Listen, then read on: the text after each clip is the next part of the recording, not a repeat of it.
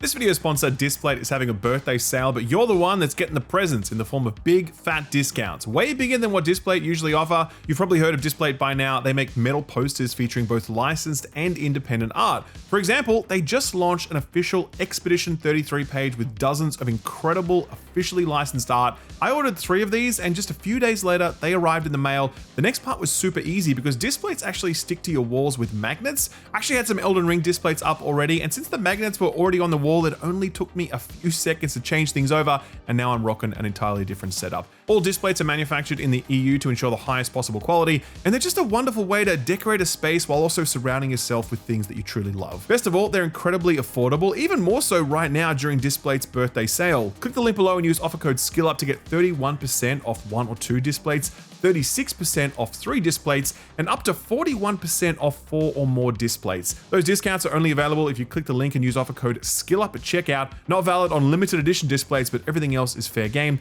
Happy birthday, Displate, and thanks for sponsoring the video. And now let's get to it. Guardians. I'll be real, I am incredibly sad right now. Dado actually cried on stream. I wasn't quite there, but I was feeling almost as emotional when I read the post from Bungie announcing the end of Destiny 2. The game will go into maintenance mode after a final update in June, meaning that for the first time since its inception, the Destiny franchise will not be a live service. It will instead be a legacy franchise, while what remains of Bungie focuses on updating Marathon as well as incubating new projects. That's all we know for sure in this moment. After that announcement, Jason Schreier of Bloomberg reported that Sony would be effecting sweeping layoffs at Bungie, and that Destiny 3 definitely is not in production. Bungie were not lying when they said that they were incubating ideas, and right now Schreier says that none of those ideas has been greenlit. Schreier says that Bungie will continue to invest more resources into Marathon. There's a lot I want to say right now about this game and why it meant so much to me at such a pivotal point in my life. This studio that I've visited multiple times before and I've loved ever since I played Oni back on the PS2. We're talking about one of the most significant studios ever, making some of the most significant games ever. Now it looks like they're being wound down so they can focus on making an extraction shooter with fewer average concurrent players than Destiny 2, even though Destiny 2 is in the worst content drought it has ever seen. So yeah, I am really sad about this and kind of pissed off, and I'm not thinking in very constructive terms right now. This news just broke as we were finalizing this script, and I'd rather not fire off something half-cocked. I do want to think about this properly. I do want to see what else happens this week, because I don't doubt Schreier's reporting, and I also want to see what happens to Marathon, because I can't imagine that that game and that team emerges from all of this entirely unscathed. So I'm going to address it properly next week when we have some more facts to work with, and when I've had some proper time to write something up. But I'm not hiding any feelings. I'm really fucking bummed out about it, and I'm pissed off that Bungie's leadership bungled this legendary franchise.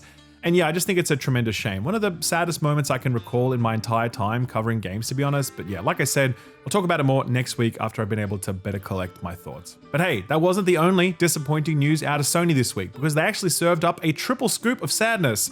First one was this Bungie news, and the second was confirmation that Sony is done releasing its single-player games on PC. Reporting from Bloomberg back in March suggested that Sony had been reconsidering their multi-platform strategy, at the time suggesting that plans to bring Ghosts of Yotei and other internally developed games to PC had been scrapped. Well, this week that seems to have come to fruition, as the latest reports from Jason Schreier confirmed that first-party single-player games will no longer be getting PC releases at any point. They will remain completely exclusive to consoles. Citing an internal staff meeting at Sony, Schreier says that the head of PlayStation Studios Herman Hulse told employees that, quote, the company's narrative single-player games will now be PlayStation exclusive, end quote. Note that he specifically doesn't mention multiplayer here, so upcoming titles such as Marvel Tokon, 4 Loop, Horizon Hunter's Gathering, and Fair Games, whatever the hell is going on with that one, will likely continue to see multi-platform releases in the future, which makes sense given the need for a healthy population for those games to thrive. Now, as I've said many times in the past, I'm actually a fan of first-party exclusives. I think they get platforms to fund things they otherwise wouldn't fund because the ROI equation is broader.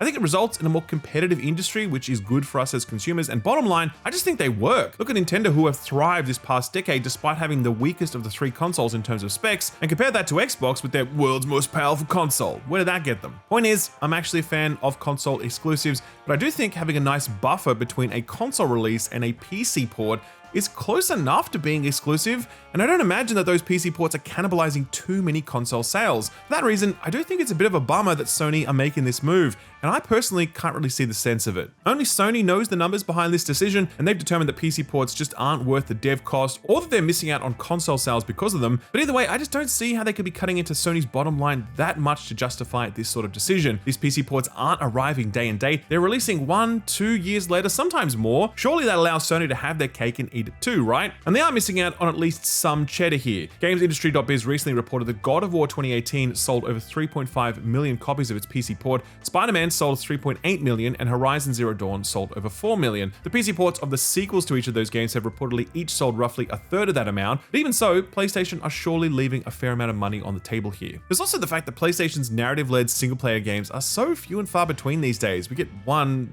every like 18 months? I mean, at the end of the day, the people who see the reveal of Wolverine and think to themselves, I'll just wait for the PC port in 2 years, we're probably never going to pick up a PS5 for the exclusives anyway. I feel like the delay between release is incentive enough to get people to pick up a PS5 if they want to play those games on day one, and those who aren't convinced, well, you just get those extra sales from them later down the line when the game comes to PC. That strategy makes sense to me. It seemed like a decent compromise between what Nintendo and Xbox have been doing, and it allowed PC players to eventually get the chance to play these games they wouldn't have otherwise played. But it seems like Sony just doesn't think it's worth it, at least anymore. And hey, fair enough. Like I said, they've surely got the stats to support this decision, but regardless, I think it is a bit of a shame. Turns out this week didn't just bring bad news for PC players hoping to play PlayStation games, but also the actual PlayStation players too, as Sony has announced a price increase for PlayStation Plus for new and lapsed subscribers effective immediately. The monthly cost will be increased by $1 or its regional equivalent, with the cost of its baseline Essential tier, for example, being bumped from $10 to $11 for a 1-month subscription. They also reiterated in this announcement that current subscribers would not be affected by the price increase unless their subscription, quote, changes or lapses, end quote, with the exception of those in Turkish and Indian regions. In the announcement post, Sony says this decision was made due to, say the line, but, quote, ongoing market conditions, end quote, as usual referring to the ongoing memory shortage, which also tracks with what they touched on last week in Sony's recent financial earnings call, where Sony's CEO Hiroki Totoki spoke to the issue and said that they were looking into, quote, changing business models, end quote, rather than hiking the price of their hardware further. Sony also said that in the coming financial year, they expect their financial results to take a sizable hit due to a steady decline in PS5 sales, the global memory shortage, and an increase in investment for its next-gen platform, so perhaps this is a way for them to help mitigate that a little. Note, however, that this is technically the third price increase in as little as 5 years, as Sony previously increased PS Plus subscription prices in Canada, Australia, Asia, and Latin America in April last year, and globally in August of 2023, following the introduction of a multi-tiered subscription model back in May of 2022. Another reason this is particularly annoying is that in their annual earnings reports for both 25 and 24, Sony reported that its network services contributed a notable positive impact to its overall revenue and operating income, and also reported that in both years, their monthly active users per quarter has been consistently growing. Since they've introduced this whole tiered system, they've been making absolute bank on PS Plus subscriptions, especially with currency conversions, and yet the price is still going up. Make of that what you will. Amazon's Lord of the Rings MMO is dead. Again. You might remember this game was first announced back in May 2023 as a partnership between Amazon and Embracer Group's Middle-earth Enterprises. We heard basically nothing about it since, and that silence became all the more concerning after layoffs at Amazon in October of last year saw over 14,000 jobs cut, including a large number of roles in their games division, with Amazon's VP of Games Steve Bloom reportedly writing in an internal memo that these layoffs come alongside their decision to halt a, quote, significant amount of our first-party AAA game development work, specifically around MMOs, end quote. This led to the gutting of Amazon Games Orange County, the studio behind New World, which has since been put into maintenance and is scheduled to shut down next year. This was also the studio supposedly working on that Lord of the Rings MMO, the second incarnation of it at least, as Amazon had already previously tried to develop one, but it was cancelled back in 2021. So yeah, it was already presumed cancelled for all of the above reasons, but this week Eurogamer spoke to various sources that would eliminate almost all doubt, suggesting that the game barely even made it off the ground in the first place. According to one source, the game has been in very early development since its announcement and moved to pre-production mere months before the 2025 layoffs, and that's kind of overselling it. Quote, when they got the license, Amazon immediately announced it was making it before talking to any developers, end quote, adding that for many years it had only, quote, 1 or 2 people working on it as a side project, end quote. According to the source, only a single piece of concept art was created every few months, and the game only began proper active development months prior to the October layoffs, when they claim Amazon was in the process of, quote, ramping everybody off New World, end quote, which saw over 1,000 developers transitioning over to this new Lord of the Rings team.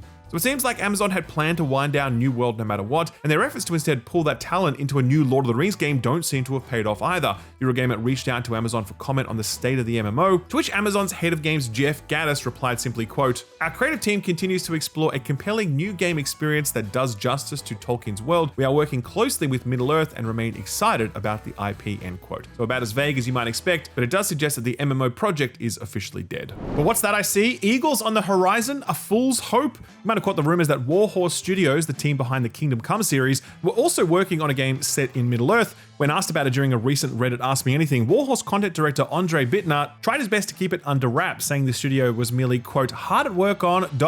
something. I cannot disclose details, but I can tell you it's a huge immersive RPG," end quote. Well, that something has just this week been confirmed by Warhorse themselves, and it is indeed a Lord of the Rings video game. Taking to Twitter, the developer wrote, quote, "You might have heard the rumors, it's time to reveal what we're working on," end quote, before revealing that they're actually developing two projects simultaneously, those being, quote, "an open world Middle-earth RPG and a new Kingdom Come adventure," end quote, before adding that more details would come later down the road. So very exciting times indeed on both fronts actually. KCD2 was an absolutely incredible experience, and I was already planning to be day one for the follow-up, but man, can you imagine what this studio could do with a game set in Middle-earth? We used to pray for times like this, man. Genuinely think this could be a generational title if they manage to pull it off, and given Warhorse's pedigree, I feel like there's a good chance they're going to do a decent job with this one. So that's something to look forward to, but you know what you probably shouldn't be looking forward to? That Dungeons & Dragons game from Stig Asmussen, the guy behind God of War 3 and the recent Star Wars Jedi series. He left EA in 2023, recruiting several industry veterans and colleagues to spin up his own studio, Giant Skull. Last June, Hasbro subsidiary Wizards of the Coast, who owns the Dungeons & Dragons IP, said it was partnering with Giant Skull on an action-adventure game set in the D&D universe, calling it, quote, "a definitive moment in both companies' gaming ambitions," end quote. Sadly, however, the project appears to be canned now, as Bloomberg reports that Wizards of the Coast pulled out of the deal earlier this year, and that as of this week, quote, "Hasbro Inc. has cancelled a publishing deal with the independent video game studio Giant Skull less than a year after announcing it," the two companies confirmed this week, end quote. Wizards of the Coast didn't explicitly state why, with a spokesperson only saying, quote, "We assess concepts at every stage of development. While we decided not to pursue an early concept from Giant Skull, we have great respect for Stig Asmussen and his team and value our ongoing relationship," end quote, adding that the company was still taking new pitches from Giant Skull. Meanwhile, Asmussen said that he enjoyed working with Wizards of the Coast and that he was talking to people there and other companies about potential new publishing deals, assuring, quote, "things are good at Giant Skull," end quote. Things probably aren't as good at Quantic Dream though, as this week the studio announced that they would be ceasing all development on their Wizard MOBA thing, Spellcasters Chronicles. They say, quote, "In today's particularly challenging market environment, the game has not reached the audience needed to ensure its long-term sustainability. We have therefore made the difficult decision to refocus our efforts on other projects. As part of this decision, the studio will undertake an internal reorganization. We are fully committed to handling this transition with fairness, care, and respect, and will prioritize internal assignments wherever possible to support our other productions." Spellcasters Chronicles will remain accessible online until June 19th of this year, when the service will be shut down, end quote, adding that any money spent on the game would be eligible for refunds. So obviously, absolutely everybody saw this coming from a mile away. The game peaked at less than 1,000 players at its launch, and it sits at a 60% mixed rating, with negative reviews calling out that it feels uninspired, poorly balanced, and terribly optimized. But regardless of its reception, this thing was doomed from the outset. Nobody needs another PvP MOBA game right now, and certainly no one asked for one from Quantic Dream, a developer known for cinematic narrative games like Detroit Become Human. MOBA fans did not want this. Quantic Dream fans did not want this. This was a terrible bet, and the result is a huge amount of money and time wasted, and a bunch of developers likely being laid off. They mentioned in their post that this restructuring won't have any impact on the development of Star Wars Eclipse, a game that's sure to play more to their strengths, but we've heard and seen absolutely nothing about that since its announcement back in 2021. And maybe we would have had they not pulled resources away from that. I'll remind you that NetEase acquired this studio for 100 million euros 3 years ago, and what have they got to show for it? Essentially nothing.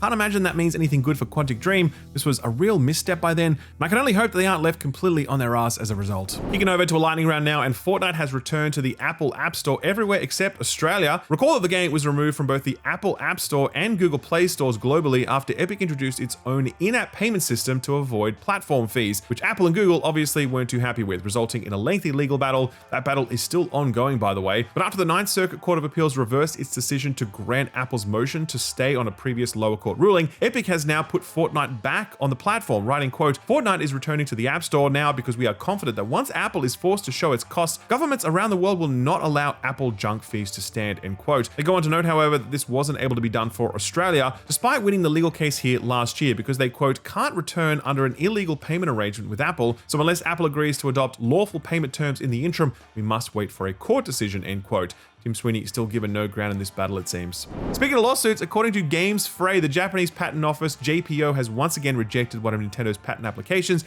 in the ongoing legal battle against Palworld developer Pocket Pair. In April of 2026, the United States Patent and Trademark Office revoked a patent previously granted to Nintendo and the Pokemon Company revolving around players being able to summon a, quote, "sub-character," end quote, for use in battle scenarios, citing its invention as, quote, "obvious," end quote. And this week, a new patent was rejected on similar grounds. This time, however, the rejected application was touchscreen specific, likely targeting the upcoming Palworld mobile game. So yeah, you can keep trying, Nintendo, but I think this is one of the few legal battles where you're unlikely to come out on top. This week saw the much-loved party game Party Animals being review bombed and uninstalled en masse. Why, you ask? Well, because they held an AI video contest. Yes, this is actually true. The game's official Twitter account announced the competition on May 13th with a total of $75,000 up for grabs, the grand prize winner taking home $15,000. The contest rules stipulated that all entrants must use generative AI as, quote, "a core creative tool," end quote, to develop, quote, "AI-generated images, video, music, voiceovers, 3D assets, etc.," end quote. As expected, people did not take very kindly to this, leading to over 1,300 negative reviews on Steam last week. They've since posted an apology and have asked the community to vote on whether they should, quote,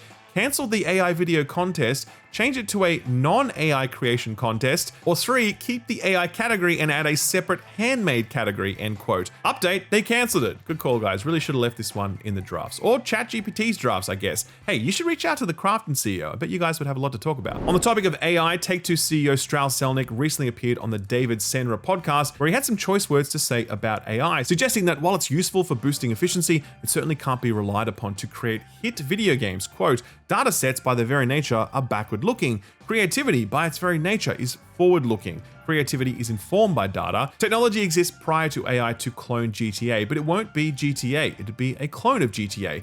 Clones don't sell. All hits are by their very nature unexpected. Things that are data-driven in their entirety can't be unexpected. But that doesn't mean AI isn't super helpful," end quote. Unrelated to this, another interesting takeaway from this interview was what he had to say about Borderlands, specifically its iconic cel-shaded art style. Turns out it wasn't always there. It was instead an expensive but ultimately worthwhile decision made late in development. Quote, "The head of division came into my office and said, 'Look, we just don't think this is good enough and we think we screwed up and the art style is not appropriate and it's not differentiated, so we want to remake the game.' I was like, what does that mean?" He said it means $50 million of incremental costs, a lot of money to us, and another year. I dug in, did my homework. In the end, I supported the decision, and that title became Borderlands. Had we not done that, Borderlands wouldn't have been a hit," end quote. Can't believe I'm about to say this, but good job, Strauss Zelnick, and thank you?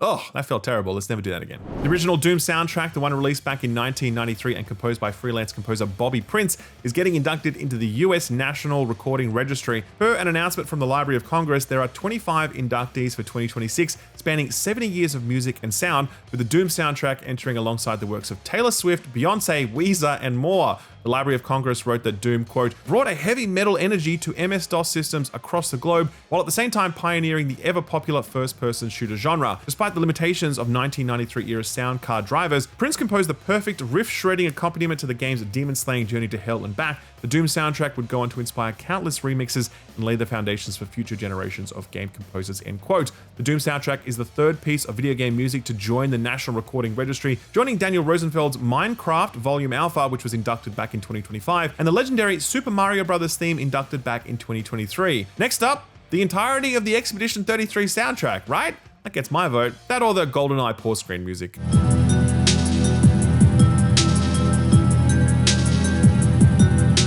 Looks like we've got another video game adaptation on the way. This one admittedly a little more niche. According to Variety, a film adaptation of the classic adventure game Broken Sword is now in development. Series creator Charles Cecil is set to produce alongside production company Story Kitchen, who handles most of these video game adaptations like the Sonic movies and Amazon's upcoming Life is Strange show. And it'll be written by Evan Spiliotopoulos, who wrote the live-action Beauty and the Beast film. The Broken Sword series began in like 1996, so this is definitely one for the millennials. But hey, there is potential for a good adaptation here since the story of these games is actually pretty good. good, dealing with modern day knights and Templars and conspiracies. Really interested to see if this one actually pans out. And finally, let's cap things off with a couple of sales milestones. The first is cowboy co-op shooter Far Far West, which has sold over 1 million copies in just 2 weeks. A very impressive result and well deserved if its 97% overwhelmingly positive reviews are any indication. The other is Terraria, which just hit a staggering 70 million lifetime sales, according to a post made to celebrate the game's 15th anniversary. The studio also announced the game had an average of 461,000 daily players last year, which is absolutely bonkers considering this game released like a decade and a half ago, no doubt owed to its regular meaningful updates, which the studio have confirmed will continue despite speculation that the latest update pushed out earlier this year would be the last. Terraria fans are no doubt relieved to hear this, unless of course you are hoping for a Terraria 2, because that is definitely not happening. So what got announced or delayed this week? Well, we're still in that quiet pre-Summer Games Fest period. The showcases are starting to stack up and basically all of them are boasting 40 plus games apiece, which is just too many video games. Please, people who are organizing these showcases, just chill a bit, okay? Just save some for next year, okay? We can wait. There were, however, a few things worth mentioning this week, chief of which was a new Nintendo game for mobile. Okay, wait, no, come back. So, remember when you were a kid and the Game Boy camera came out, which I'm sure is actually a surprisingly large portion of my audience? Well, this new mobile game is called Pictonico, and it's essentially the same idea. You take portraits of yourself, your friends and pets, and then they're superimposed onto characters in a bunch of WarioWare style minigames, somehow making them even goofier and more embarrassing for whoever's photo you're using. This one's out on May 28th, after which point I hope that Nintendo will let this team make an actual WarioWare game, though I do think that is very unlikely. Another game worth shouting out is Moss, the Forgotten Relic for PC, PS5, and Xbox Series consoles. So Moss was one of those really good VR games that everyone talked about, a 3D diorama platformer, kind of like the original VR Astrobot game. But now that all the money seems to be draining from the VR scene, the folks at Polyarc have done the obvious thing and are converting the 2 Moss games to a flat screen experience mid-2026 for this one. One notable cancellation and closure now, Lego 2K Drive. Remember that one? The open world racing game where you could build your own vehicles out of Lego. Honestly, not a bad game, except for all of the horrid live service shit they attached to it. Anyway, the game came out 3 years ago, but now you can't buy it because it got delisted on all platforms this week and multiplayer services are being shut down in a year's time, May 2027. No reason provided, very little warning given. 2K Games, ladies and gentlemen. I wish I could say I'm surprised, but I'm most definitely not. Moving on now to games you can buy, let's take a look at what came out last week. Well, we touched on it a little bit in the previous episode, but we'll start with the big boy, Subnautica 2. This one had a hell of a launch day, selling 1 million copies in the first hour and 2 million copies in the first 2 hours, and that's not including Game Pass players, mind you. It reportedly had over 651,000 peak concurrent players on both PC and Xbox, if Unknown Worlds is to be believed, and that player base seemed to hold pretty steady over the weekend. On Steam, the game is sitting at a very positive sentiment with 92% of over 65,000 reviews at the time of writing recommending it. Chances are you've already jumped in, but if not, here's a pretty measured review from Rig and Play on Steam, who has over 16 hours in it, saying, quote, "It does have that early access feel, and while you can get lost in it, the world is much smaller and more linear than Below Zero and Subnautica 1, but what is here is still awesome. From what I've already seen and not done yet, story-wise and gameplay-wise, my expectations for the final product Unknown Worlds envisions has been set very high. Graphics are better, duh. Sound design, OST, and immersion are on par, if not already better than Subnautica 1. Gameplay, while not as deep for now, already has a better foundation than the first game, and even Below Zero, a lot of moments in gameplay made me super giddy, like, oh, thank God they added / changed this, end quote. So yeah, a pretty sterling endorsement there, one echoed by a hell of a lot of people. No harm in waiting for this one to hit 1.0, by the way, but if you're curious, it certainly seems like you're not going to be disappointed if you jump in early. Moving on to Thrifty Business now, that neon 90s thrift store simulator that also seems to have done pretty well for itself. It had just been released at the time of writing and it's sitting on a very positive sentiment. 100% of the 65 reviews giving it the thumbs up. Here's Steam user MagPlays, who has 7 hours in it, saying, quote, "An incredibly sweet, wholesome, and well-made game which won't come as a surprise to anyone who played Sticky Business. These devs have proven that they really know what they're doing. The care and thoughtfulness, along with the quirkiness and humor, really makes these games feel special. This is also a great pick if you fancy nostalgia. If you grew up in the 90s like I did, you'll recognize a lot of the items. It really scratches an itch to remember my childhood toys, games, etc." End quote. Forza Horizon 6 officially came out last Tuesday, but if the in-game leaderboards were any indication, over 1 million people had forked out for a premium edition to play it 5 days early, and for justifiable reason, because those reviews are stellar. A mighty 91 on OpenCritic, throwing it to the top spot of the 2026 ladder, along with another game we'll get to soon. It certainly is more of the same, but again, done really well with a location that was sure to resonate with lots of people. Though if it were up to me, we'd head back to Australia. Here's Eurogamer, who gave it 5 out of 5, saying, quote, "This is Forza Horizon at its most powerful, with broad appeal and niche specialty, overclocking the fun factor whilst adding depth to its most finicky mechanics. The Japanese backdrop came at the perfect time, a beautiful accompaniment to a beautiful game. It's taken 14 years to get here, but I think Forza Horizon 6 finally delivers on the promise the original game made way back in October 2012.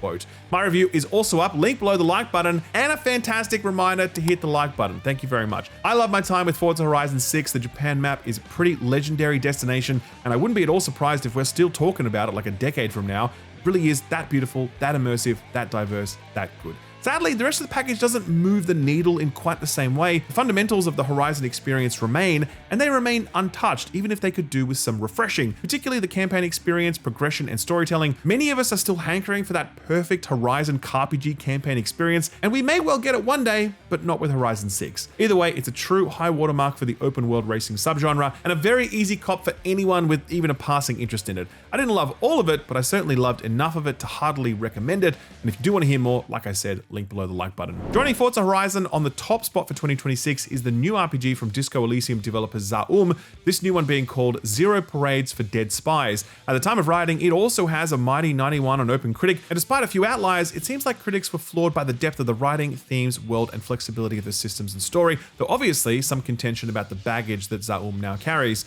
How much that'll affect your interest in this one is a choice you'll probably need to make for yourself after doing a bit of research, but regardless, here's one of the more measured reviews from GameSpot, who landed on an 8 out of 10 for this one, saying, quote, "It struggles in areas, often feeling like a pale imitation of the studio's predecessor. Dangerous territory when the likelihood of reaching the same heights is marginal at best, but even with these hiccups, this is still an excellent RPG with varied and mostly well-defined characters, a fully realized setting encompassed by insurmountable depth, and an endlessly captivating narrative that offers myriad ways to maneuver through its fantastic twists and turns. It may not capture the same rarefied magic, but it's well worth venturing into Zero Parades for Dead Spies' clandestine world," end quote. A quick pop in at the cafes of Coffee Talk Tokyo now. The latest entry in this visual novel series landed at a strong 83 on OpenCritic. Nintendo Life slapped an 8 out of 10 on it, saying, quote, "The series' foundation of listening to deep conversations about the complexities of life while brewing a host of delicious drinks is still intact and just as enjoyable as ever. The issues this eclectic cast of pixels, ghosts, and other creatures face are ironically some of the most human you'll find in any visual novel out there, and you might be surprised by how much you take away from their journeys of hardship and self-discovery," end quote. Moving on to Phonopolis now, the new puzzle adventure game from Amanita made entirely from cardboard. This is one of our radar picks, and it's only just come out at the time of writing, but it's being received really well, 94% positive on Steam. Here's Steam user ZBD, who has 4 hours in it so far, saying, quote, "Music is superb, the game feels very tactile, which is an odd thing to say about a computer game, but the ability to pull and push and drag feels really good to do, and there's a lot of little interactions to play with, and of course the art is just incredible. Beautiful game," end quote. Think of Thieves is the new co-op immersive sim game from Other Side Entertainment, which includes the involvement of the legendary Warren Spector. It's designed as a short, replayable game that costs all of $5, and it's an introduction to something more, but that means that people are falling on both sides of it's inventive and it needs more content. With a fair 69 on OpenCritic, nice. Here's IGN, who gave it a 7 out of 10, saying, quote, "I wish Think of Thieves had more to do overall, but it's hard to find much fault with what's here. Its thieves come with cool toys, its 2 levels are gorgeous and expansive, and there's a particular joy in playing cooperatively. There are some irritations here, but Think of Thieves was a game I wanted to play, and not just for this review. When it all comes together and you pull off the perfect heist at the last second, it's pretty rad," end quote. And if you like games with thinking, that you might be interested in this last one for the week, Yoshi and the Mysterious Book. If you haven't been keeping up with this one for whatever reason, you might be surprised to learn that it's a bit of an experiment for Nintendo, a family-friendly platformer that's not so much about platforming, but about exploration and discovery. This has landed at a strong 80 on OpenCritic with quite an array of scores. On our team, Ed has actually been playing this one, and here's what he had to say, quote, "Nintendo took a gamble here to step away from making yet another family-friendly platformer, which is great. They have enough of those, and instead they've now got something genuinely unique and interesting as a result. This is a chilled out thinking game that rewards curiosity as you mess around in little sandbox stages to discover the behaviors of made up creatures and utilize those to discover secrets. It's almost like a gateway point to teach kids the kind of playful experimentation needed for something like Hitman.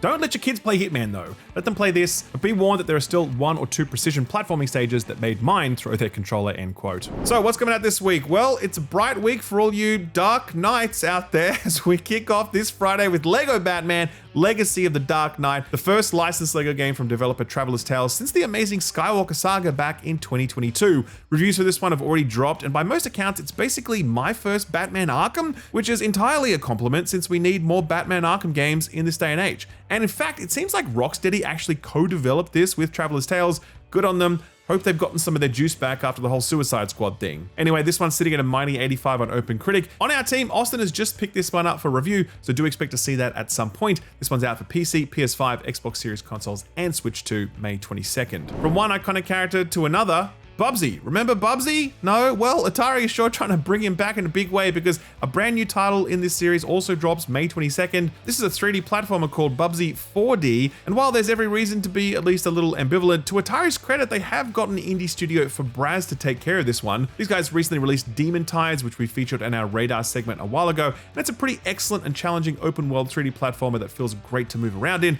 overwhelmingly positive on Steam. So don't discount Bubsy just yet. We'll see how things go next week. Ever wish you could live an alternate fantasy life where Bubsy did make it as a big platforming mascot? Well, maybe you can in this game, Paralives, but no guarantees of that. Paralives is the next hyped up life sim sandbox that's gunning for the crown held by The Sims, and it's entering Steam Early Access next Monday, May 25th. This one boasts an open world neighborhood with its own attractions, a high degree of customization for your house, your things, your people, and modding support as well. All this wrapped up in a cel-shaded art style that looks very quaint and no generative AI aspects, which seems to have put a bit of a dent in Crafton's Inzoi. PC only for this one, of course. One of our radar picks from a while ago is also coming out into early access on May 25th after getting the hell out of Subnautica's Blast Zone last week. This one's called Into the Chronosphere, and it's an isometric psychedelic turn-based bullet hell roguelike that's part Super Hot and part Enter the Gungeon. Really nice look to this one, so do check it out if you ever get tired of exploring the ocean. It's a blast. PC only for this one. Moving on to Tuesday, May 26th, we've got another early access title, Roamstead,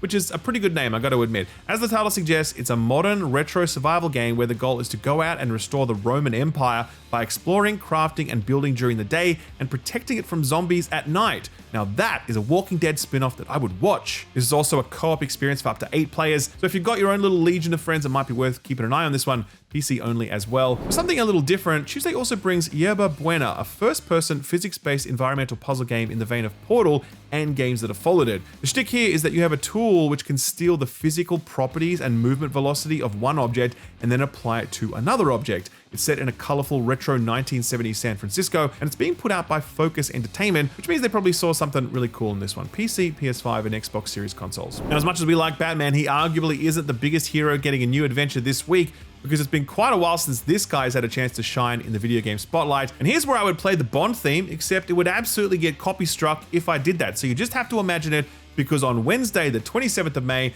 James Bond is back, baby, in Gen Z form. This is, of course, 007 First Light, a new adventure developed by Hitman developers IO Interactive, and it's a bit of a change in pace for the stealth sandbox developer, as First Light is more of a cinematic, kind of Uncharted game in its nature, befitting the kind of film franchise that it is, but it'll be really interesting to see if IO can manage the polish you'd expect, especially given their penchant for amusing jank in Hitman. Really looking forward to seeing how this one turns out, as I'm sure many of you are too. It's hitting PC, PS5, and Xbox Series consoles, with the Switch 2 version coming sometime later. Hopefully it doesn't become another Borderlands 4 situation. From one icon to another, from Bond to Bluey. That's right, Bluey's Quest for the Golden Pen came out last year on iOS, but next Thursday it's hitting PC and all console platforms in a clear play to steal Bond's spotlight. I reckon they're going to pull it off. This one's developed by Aussie Studios Half Brick and kind of plays like My First Zelda with top-down exploration, puzzles, and an original story. For something a lot more demanding, try this one, Dark Scrolls, the new one from Devolver Digital and Doinksoft, which comes out on Thursday the 28th as well. Wait, hold on. I'm getting a note here from Devolver as we speak. Quote, we actually meant June 22nd, and it's nothing to do with our friends at Yacht Club Games announcing that Mina the Hollower would be launching a day later on May 29th. Okay, it's everything to do with that, end quote. All right, see you in a month, I guess. The last one for next Thursday is a new game from a little outfit called Aggro Crab, best known for Another Crab's Treasure. And what was that other one? Oh, that's right, Peak. They are back with another online co-op thing, this time a 4-player co-op physics-based game revolving around moving all manner of silly things around a warehouse using a forklift, all of it of course designed for maximum chaos. Overcooked, only everyone's in a forklift, nothing can go wrong. PC only for this one. All right, so a lot of different genres of games covered in this week's roundups and new releases, but if you can believe it, this next one is unlike any of them, and it's kind of a whole genre on its own, so put this on your radar.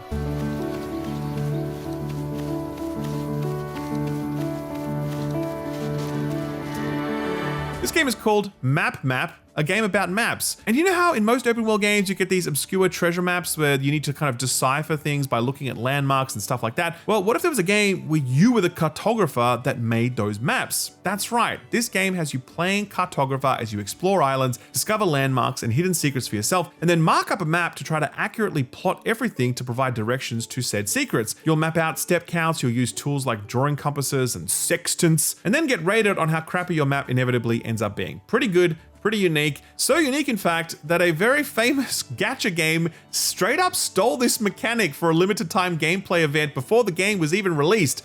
Thanks, Hoyoverse. That's really great validation, actually. Map is coming out on the 28th of May for PC, and there's a free demo on Steam if you want to check it out right now. Or you can just play Genshin Impact, I guess. No, I'm joking. Please don't do that. You can follow into Map over on our Steam curator page, which also has links to all of the other Put This On Your Radar stuff we recently covered. I'll leave a link to all of that below the like button. Our feel good story for the week relates to something we touched on a little earlier in the episode, Warhorse Studios. We all know that modern game dev is expensive, and working on both a Kingdom Come Deliverance game and a Middle-earth game at the same time has got to be pretty damn expensive. Luckily, Warhorse seems to have found a way to provide a healthy cash injection to get them over the line. Meet the official Kingdom Come fragrance from Kintsugi Perfumes, corked in a ye olde style bottle and stylishly modeled by an eye-patched gentleman holding a one-handed mace. It really is the promo blurb that does the selling though. Quote, "Centuries pass, kingdoms rise and fall, yet the essence of presence remains unchanged. It's not claimed in words, it begins before a single one is spoken. In ages of iron, smoke and ash, those who carried a noble scent were set apart." As if they were meant to be followed. Today, armor may evolve into tailored suits, horses into machines, yet charisma obeys the same rules it always has. You are perceived through how you make others feel, and nothing shapes that feeling more instantly than scent. It is timeless. Those who understand it are remembered ever after. Now please give us 155 euros for a tiny bottle of this stuff. Wait, sorry, that last part wasn't part of the official copy, but it was the official price tag. If you find yourself at all strapped for cash, just do what Henry does and rob an armor smith. Just make sure you skip town for a few days after that, otherwise, things get a little bit awkward. Okay, ladies and gents, that was a pretty big show, wasn't it? With plenty more still on the table since that Bungie stuff is still in motion. As I said, we will cover that in more detail next week, along with a review for the new Bond game, and Austin is working on a review for Lego Batman right now. Plus, we've also got an episode of the Frames Per Second podcast going up this weekend, so a lot to look forward to, more than usual, in fact. But for now, we'd love it if you drop this video a like, hit that subscribe button, and ding that notification bell if you haven't. Thanks as always for staying right through to the end. We do appreciate it, and you have yourself a great weekend. See you real soon. Bye-bye.